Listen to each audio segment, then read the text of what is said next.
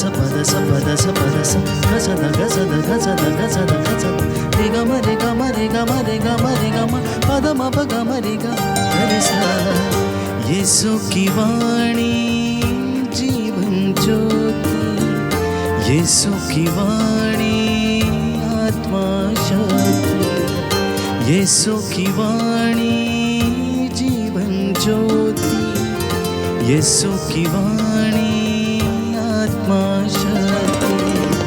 जो इस वाणी पे है चलता अनंत जीवन मुक्ति पाता।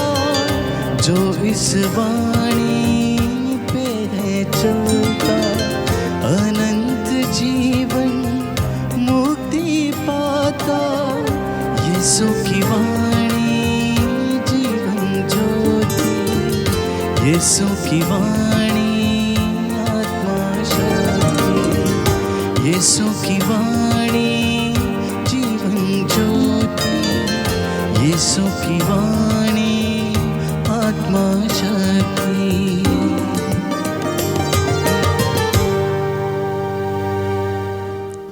पहला पाठ प्रेरित चरित अध्याय 22 वाक्य संख्या 3 से 16। बपतिस्मा ग्रहण कीजिए और यीशु के नाम की दुहाई देकर अपने पापों से मुक्त हो जाइए। पौलुस ने लोगों से कहा, मैं यहूदी हूँ, मेरा जन्म तो सिलिसिया के तारसुस नगर में हुआ था, किंतु मेरा पालन पोषण यहाँ इस नगर में हुआ।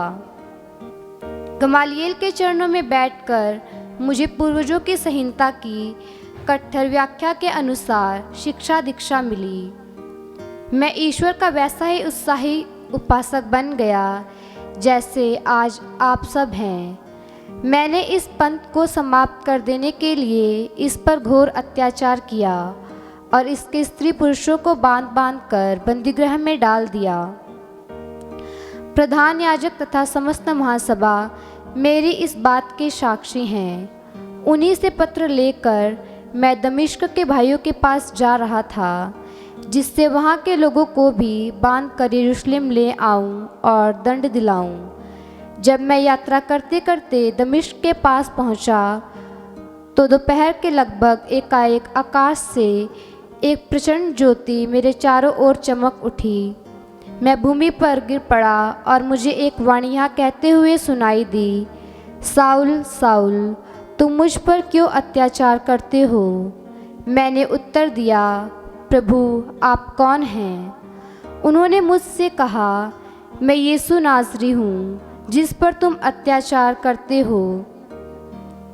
मेरे साथियों ने जो ज्योति देखी, किंतु मुझसे बात करने वाले की आवाज़ नहीं सुनी। मैंने कहा, प्रभु मुझे क्या करना चाहिए? प्रभु ने उत्तर दिया, उठो और दमिश्क जाओ।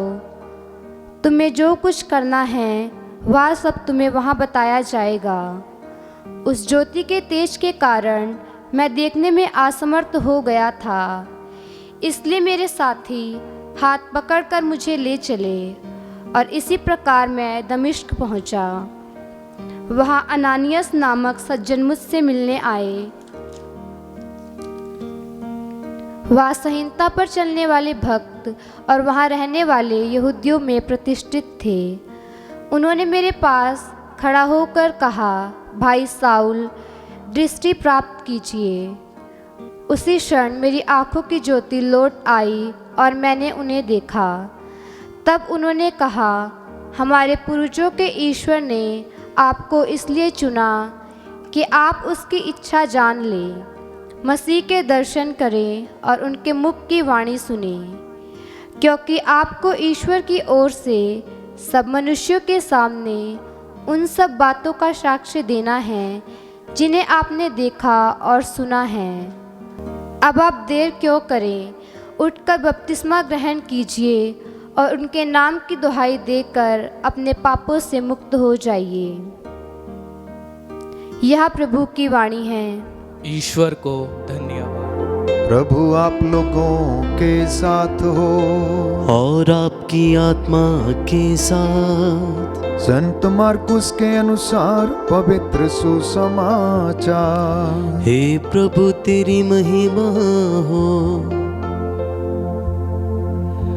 संसार के कोने कोने में जाकर सुसमाचार सुनाओ।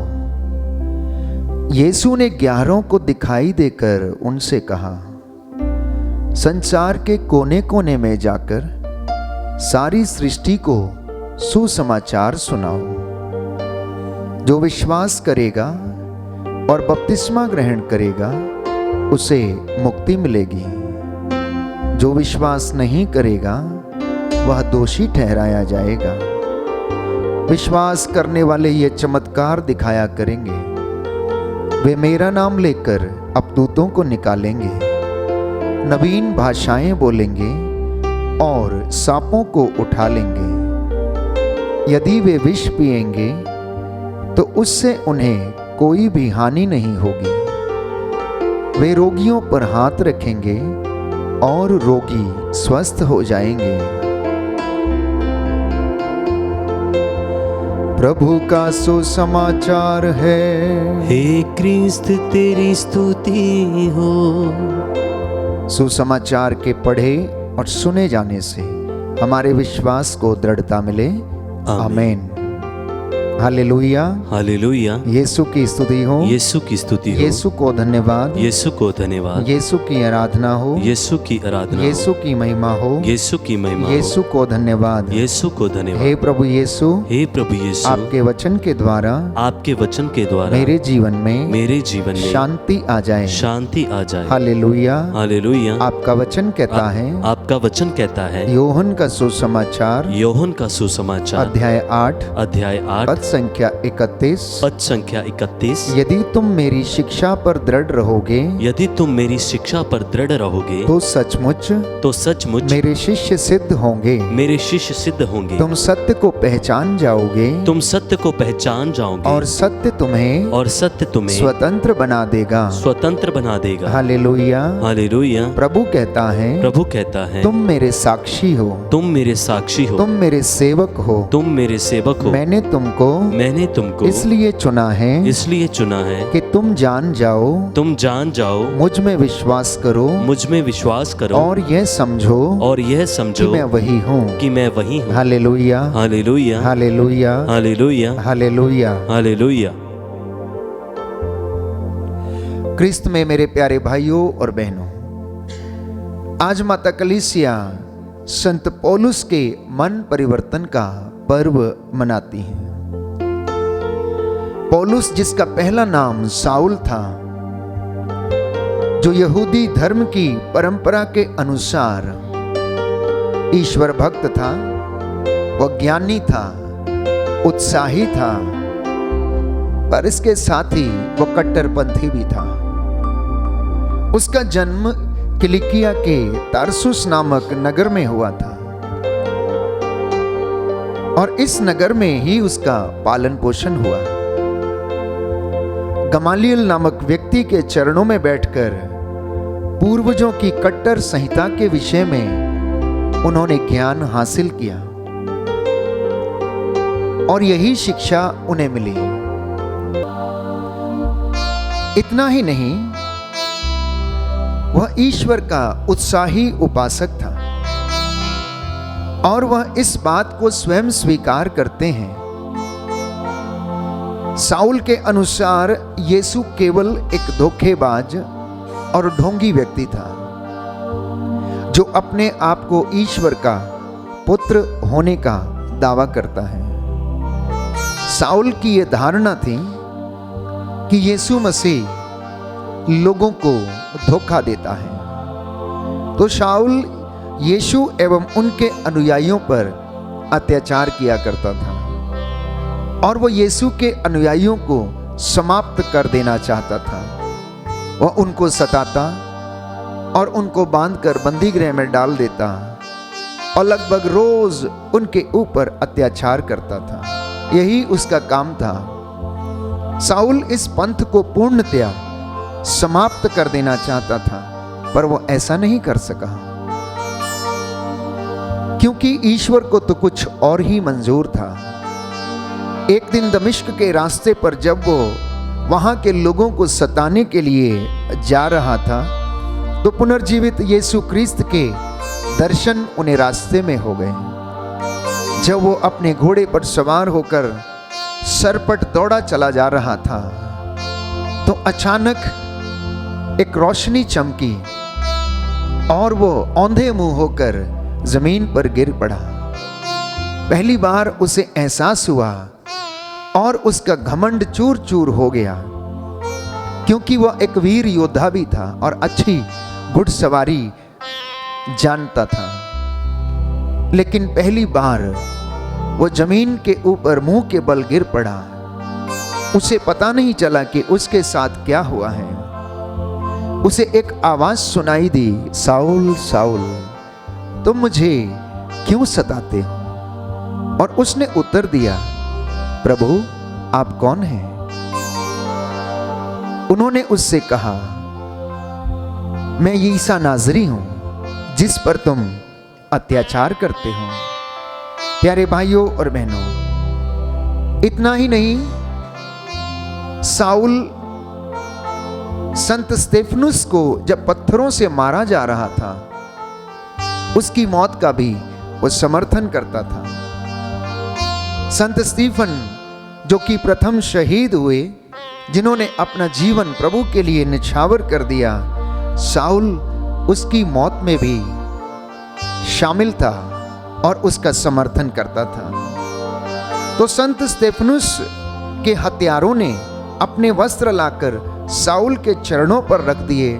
बाइबल हमें बताती है, प्रेरितों का कार्यकलाप अध्याय 7 पद संख्या 54 से 60 में हम पढ़ते हैं। जैसा मैंने कहा कि ईश्वर की योजना तो कुछ और ही थी। ईश्वर के लिए कुछ भी असंभव नहीं है, क्योंकि जिसे वह चुनता उसे वह पवित्र करता है। इसलिए यही साउल जो प्रियजनों यीशु के लोगों पर अत्याचार किया करता था, परमेश्वर ने उसी का मन परिवर्तन कर दिया और वही कलीसिया के लिए और प्रभु के लिए विश्वास का स्तंभ बन गया। जैसे ही प्रभु के दर्शन उसे हुए, तो परमेश्वर के एक शब्द ने ही उसका जीवन बदल दिया। मैं समझता हूं कि साउल को ईश्वर ने यह बुलाहट दी थी। मन परिवर्तन का वरदान तो उसे मिला, परंतु ईश्वर की योजना उसके लिए यही थी कि वह ईश्वर के कार्यों को करे, उसका सुसमाचार सुनाए, लोगों को उसके विषय में बताए।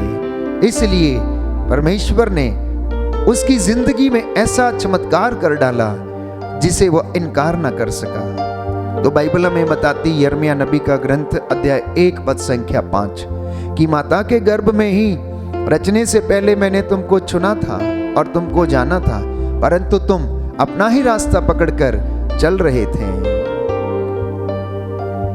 इतना ही नहीं, नबी यशायाह का ये ग्रंथ अध्याय 43 पद संख्या 10 में हम पढ़ते हैं कि प्रभु का वचन कहता है कि तुम मेरे साक्षी हो, तुम मेरे सेवक हो। मैंने तुमको इसलिए चुना कि तुम जान जाओ और मुझ में विश्वास करो और ये समझो कि मैं वही हूं।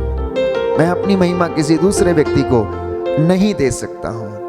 तो हम देखते हैं साउल के जीवन में, जबकि साउल यीशु के अनुयायियों का विरोध करता था, इस पंथ को वो समाप्त कर देना चाहता था, लेकिन प्रभु यीशु ने जब उसे साक्षात दर्शन दिए, तो प्रियजनों उसका मन परिवर्तन हो गया। और ये बात वो स्वयं आज के पहले पाठ में हम सुनते हैं, हमें बताता है। तो जब पौलुस का मन परिवर्तन हो गया, साउल से वो पौलुस बन गया, तो उसके जीवन में हम देखते हैं कि उसने ईश्वर के कार्यों के लिए अपने आप को समर्पित कर दिया। उन्होंने पूरे रोम साम्राज्य में 3 बड़ी मिशनरी यात्राएं की। ना जाने कितनी बार उनके ऊपर लोगों ने दोषारोपण करना चाहा, उनके जहाज को तोड़ डाला, उनको रोकना चाहा, परंतु वो कहां रुकने वाला था, क्योंकि यीशु जिसके जीवन में आ जाता है, जिसे वो अपना अनुभव दे देता है, तो प्रियजनों, वह व्यक्ति पीछे मुड़कर नहीं देखता है। उसने अनेक कलीसियाओं की स्थापना की और सुसमाचार का प्रचार किया। बाइबल हमें बताती है कि उसके मुख्य वाक्य जो थे, जो उसके मुख से निकले कि धिक्कार मुझे यदि मैं सुसमाचार का प्रचार न करूं, क्योंकि मसीह ने तो मुझे इसी के लिए चुना है। मसीह ने अपना जीवन न्यौछावर कर दिया है। आइए हम अनुग्रह के सिंहासन के पास चलें, संत पौलुस लिखता है, जिससे कि हमें दया मिले। वो जीवित प्रभु यीशु जिसने मुझे अपने दर्शन दिए हैं, आप सभी लोगों को भी आशीष प्रदान करें। गलातियों के पत्र अध्याय 2 पद संख्या 20 में हम पढ़ते हैं कि संत पौलुस कहता है, अब मुझ में मैं नहीं पर क्रिस्त जीवित है। मुझे उनके क्रूस पर गर्व है, मैं उनके क्रूस पर गौरव करता हूं। और इतना ही नहीं, वो लिखता है कि प्रियजनों, वर्तमान समय में जो हम दुख सह रहे हैं, आने वाले दिनों की महिमा की तुलना में वह कुछ भी नहीं है। तो इस तरह से वो कलीसियाओं को संबोधित करता था, इस तरह से अपने साथियों को वो संबोधित करता और उनका उत्साह वर्धन किया करता था।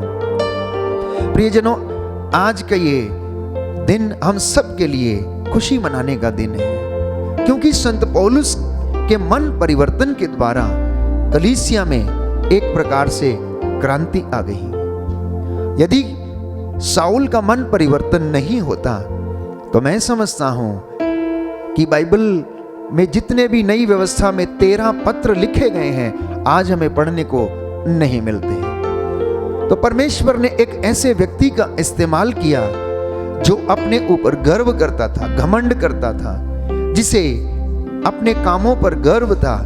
परमेश्वर ने उसे चुन लिया और अपनी महिमा के लिए उसे इस्तेमाल किया।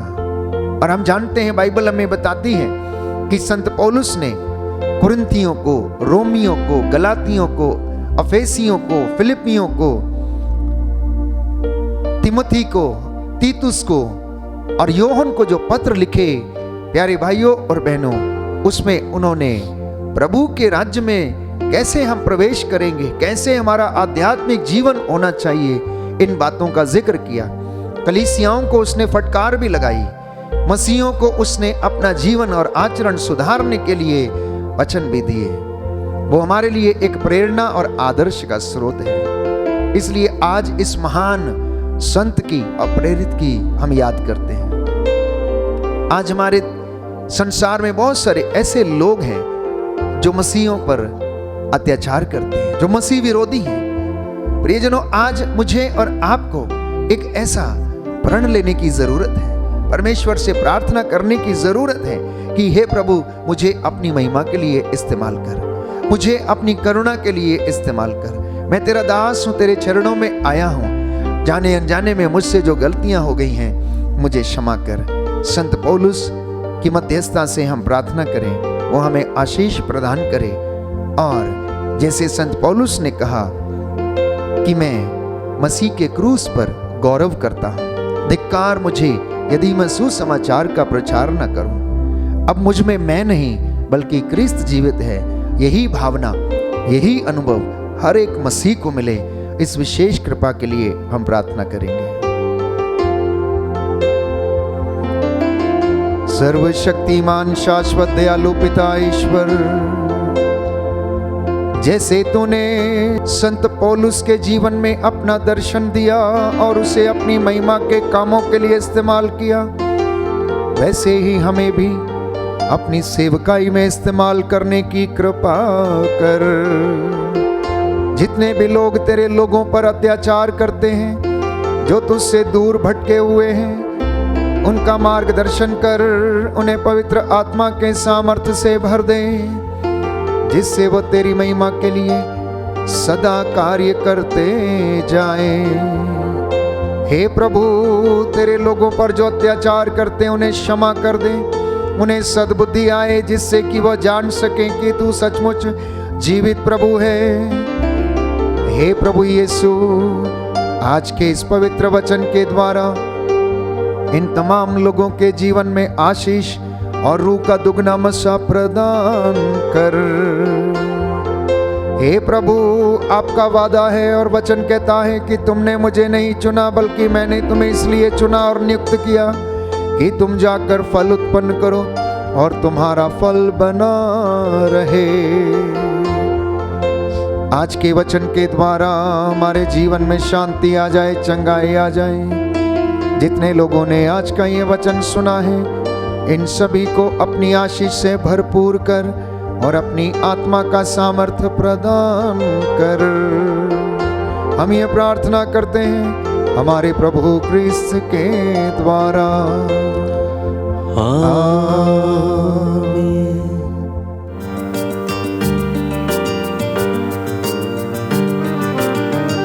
यीशु की वाणी